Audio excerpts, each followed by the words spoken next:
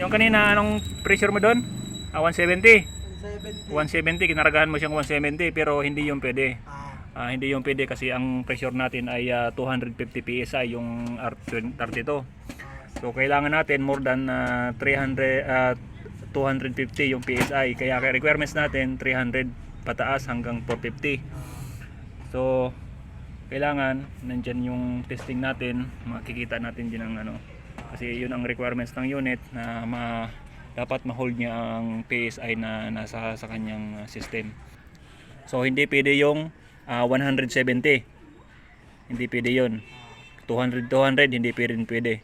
Kasi more than 250 ang standing pressure ng unit. Kahit tataas pa yan kung mainit. Kung malamig, bababa siya. Yun ang ano niyan. So na-hold mo siya sa 300 plus kasi yan ang ano natin, ang capacity ng nitro natin, medyo mababa na. So ito ang solusyon diyan para mahanap natin ang leak. So ayan, ito kailangan pang ano, kailangan na ito babalutan pa yan. So ito yung pipings, yan hanggang dyan. So ito ang nangyari dito, okay lang to kasi open space naman dito. Sasabit kasi yung ano, sasabit dito yung ito kung ano, kasi nandito na yung abang nila. Nauna na to na ilagay. Pwede namang ano, may space naman pa naman dito. Okay lang to. Walang problema diyan sa ano.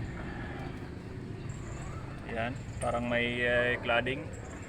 Maglalagay pa ng ano doon, yung white cement para mas okay. Mag-vacuum na tayo. So ito yung indoor unit ay nakaganyan lang muna yan dahil sa leak testing. So after leak testing, saka siya babalutan, finalize.